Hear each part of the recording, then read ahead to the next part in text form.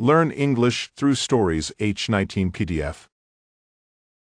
Adapted and modified by Kulwant Singh Sandhu. Contents: Adventures of Feluda 1. The Anubis Mystery, Part 1. 2. Grammar page, adjective plus prepositions 1. The Anubis Mystery by Satyajit. Part 1. Who rang you, Feluda? I asked, realizing instantly that I shouldn't have, for Feluda was doing yoga. He never spoke until he had finished every exercise, including Shirshasana. He had started this about 6 months ago. The result was already noticeable. Feluda seemed a lot fitter and openly admitted that yoga had done him a world of good. I glanced at the clock. Feluda's reply came 7.5 minutes later. You don't know him, he said, rising from the floor. Really, Feluda could be most annoying at times. So what if I didn't know the man? He could tell me his name, surely.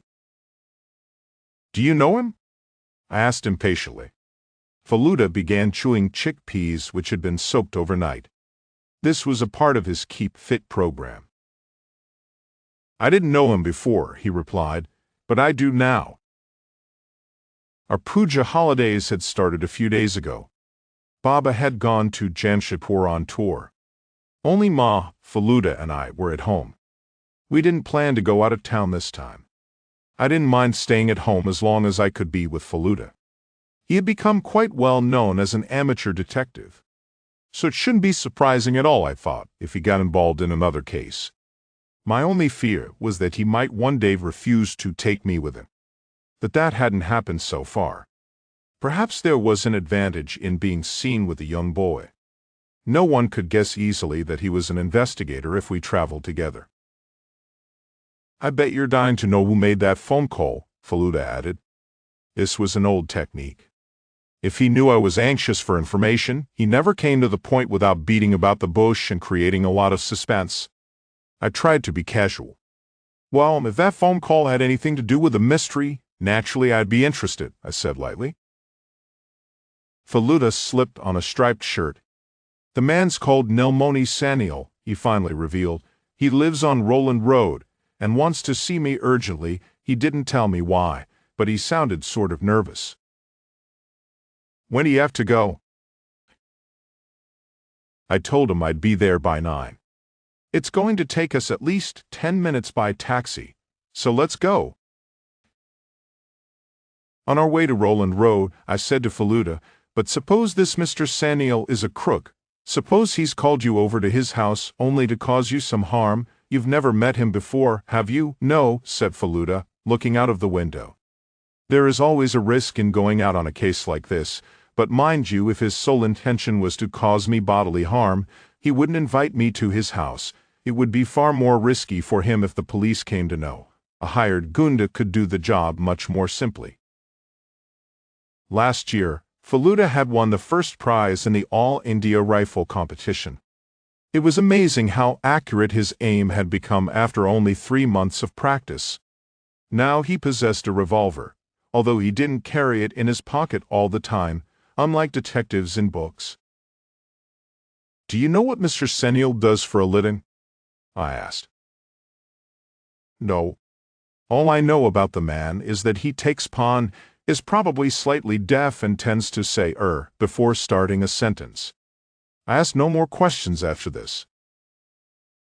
We soon reached Nilmoni Saniel's house.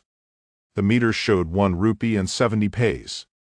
Feluda gave a 2 rupee note to the driver and made a gesture indicating he could keep the change. We climbed out of the taxi and walked up to the front door. Feluda pressed the bell.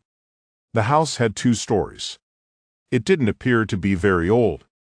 There was a front garden, but it looked a bit unkempt and neglected. A man who was probably the chowkidar opened the door and took Feluda's card from him. We were then ushered into the living room. I was surprised to see how well furnished it was. It was obvious that a lot of money had been spent on acquiring the furniture and paintings, flower vases, and old artifacts displayed in a glass case. Someone had arranged these with a great deal of care. Mr. Seniel entered the room a few minutes later. He was wearing a loose kurta over what must have been his sleeping suit pajamas. His fingers were loaded with rings. He was of medium height, clean-shaven, and looked as if he had been sleeping. I tried to guess his age. He didn't seem to be more than 50. "You are Mr. Pradosh Mehta?" he asked. "I had no idea you were so young." Feluda smiled politely. Then he pointed at me and said, "This is my cousin. He's a very intelligent boy, but if you'd rather speak to me alone, I can send him out." I cast an anxious glance at Mr. Seniel, but he said, No, I don't mind at all. Or would you like some tea or coffee?" "No, thanks." "Very well then, allow me to tell you why I asked you to come here. But before I do so, I think I ought to tell you something about myself. I'm sure you've already noticed that I am reasonably wealthy, and am fond of antiques and other beautiful things. What you may find difficult to believe is that I wasn't born rich. I did not inherit any money, nor have I got a job or a business." Nilmoni Babu stopped and looked at us expectantly. "Lottery," said Feluda. "Pardon?" I said, "Did you win a lottery?" Exactly. Nilmoni Babu shouted like an excited child. "I won 250,000 rupees in the Rangers lottery 11 years ago. I have managed pretty well, I must admit, all these years on the strength of that. I built this house 8 years ago. Now you may wonder how I fill my time. Do I not have an occupation at all? The thing is, you see, I have only one main occupation. I spend most of my time going to auction houses and buying the kind of things this room is filled with." He waved his arms about to indicate what he meant. Then he continued, "What happened recently may not have a direct connection with these objects of art in my collection, but I cannot be sure about that. Look." He took out a few pieces of paper from his pocket and spread them out. There were 3 pieces in all, with something scribbled on them. A closer look showed me that instead of words, there were rows of little pictures. Some of them I could recognize. There were pictures of owls, snakes, the sun, and the human eye. Others were more difficult to figure out. But the whole thing seemed familiar somehow. Where had I seen something like this before? In a book? "These look like hieroglyphics," said Feluda. "What?" Nilmoni Babu sounded amazed. "The form of writing used in ancient Egypt. That's what it looks like." "Really?" "Yes, but it is extremely doubtful that we can find someone in Calcutta who might be able to tell us what it means." Nilmoni Babu's face fell. "In that case, what shall I do? Someone has been mailing a note like that to me fairly regularly over the last few days. If I cannot have these read or decoded, it's going to be really worrying. What if these are warnings? What if it's someone threatening to kill me?" Feluda thought for a while. Then he said, "Is there anything from Egypt in your collection?" Nilmoni Babu smiled slightly. "I wouldn't know, and that's the truth. I bought these things only because they were beautiful, rare and expensive. I have very little idea of where they originally came from before they reached the auction house. But all these things appear to be perfectly genuine. Nobody'll believe you're not a true connoisseur." That is simple enough. Most auction houses do their homework properly and have every item valued by an expert. So if something is expensive, you can safely assume that it is genuine. My greatest pleasure lies in outbidding my rivals, and why not, since I do have the means? If, in the process, I happen to collect something really valuable, so much the better. But you wouldn't know if any of this stuff is Egyptian? Nilmoni Babu rose and walked over to the glass case. He brought out a statuette from the top shelf and gave it to Feluda. It was about 6 inches long. Made of some strange green stone, it was studded with several other colorful stones. What was most striking was that, although its body had a human shape, Its head was that of a jackal. I bought this only 10 days ago at an auction. Could this be Egyptian? Feluda glanced briefly at the statuette and said, Anubis. Pardon? Anubis, the ancient Egyptian god of the dead. It's a beautiful piece. But, Nomoni Babu sounded apprehensive. Do you think there's a connection between this Anubis and those notes I've been receiving? Did I make a mistake by buying it? Is someone threatening to snatch it away from me? Feluda shook his head, returning the statuette to Nomoni Babu. That is difficult to say. When did the first letter arrive? Last Monday. You mean just after you bought it? Yes. Did you keep the envelopes? No, I'm afraid not. Perhaps I should have kept them, but they were ordinary envelopes and the address was typewritten. The postmark said Elgin Road. That I did notice. All right, Feluda rose. I don't think we need do anything right now, but just to be on the safe side, I suggest you keep that statue somewhere else. Someone I know got burgled recently. Let's not take any chances. We came out of the living room and stood on the landing. Can you think of anyone who might wish to play a practical joke on you? Feluda wanted to know. Nomoni Babu shook his head. No, I've lost touch with all my friends. What about enemies? Well, most wealthy people have enemies, but of course it's difficult to identify them. Everybody behaves so well in my presence. What they might do behind my back I cannot tell. Didn't you say you bought that piece at an auction? Yes, at Eritune Brothers. Was anyone else interested in it?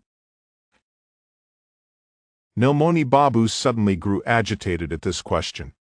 Mr. Mitter, he said excitedly, you have just opened a whole new aspect to this case, you see. I have a particular rival with whom I clash at most auctions. He was bidding for this Anubis too. Who is he? A man called Prattle Data. Was he due?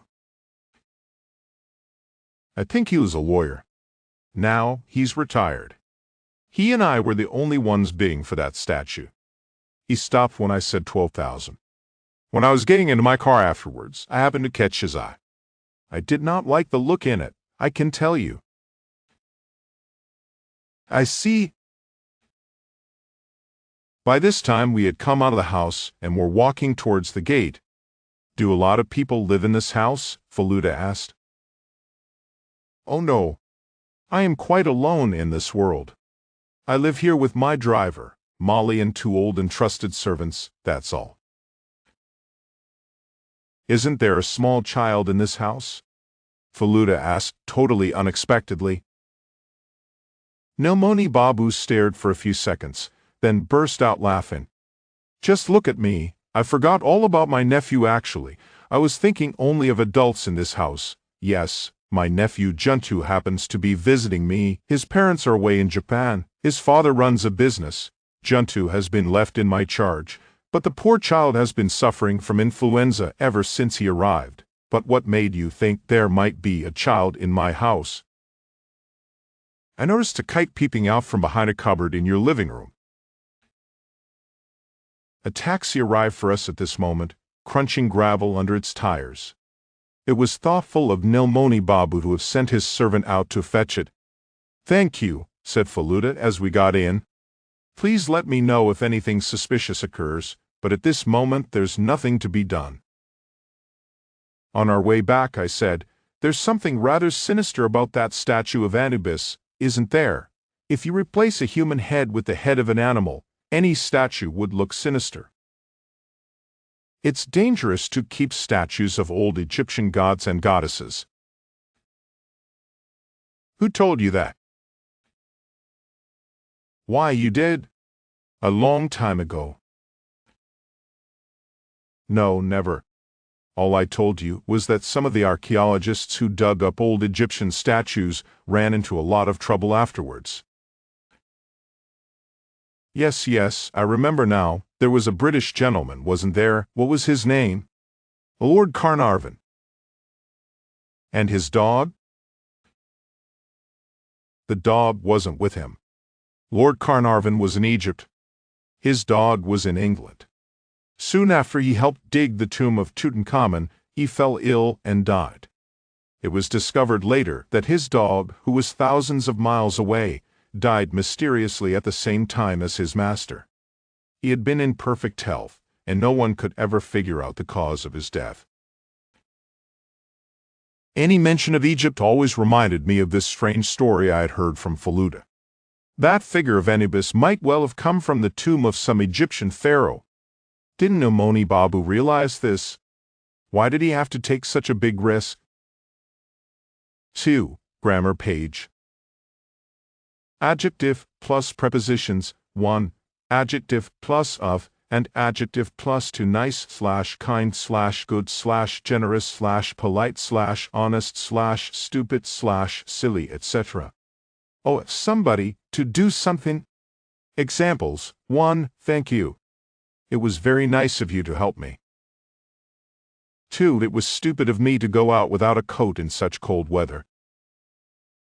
B. Nice / kind / good / generous / polite / rude / friendly / cruel, etc. To somebody. Examples. 1. They have always been very nice to me, not with me. 2. Why were you so unfriendly to Lucy? Adjective plus about / with. Angry / annoyed / furious / upset about something. Angry / annoyed / furious / upset with somebody for doing something. Examples. 1. There's no point in getting angry about things that don't matter. 2. Are you annoyed with me for being late? 3. Banta is upset about not being invited to the party. 4. Are you nervous about the exam? 5. They were delighted with the present I gave them. 6. Were you happy with your exam results?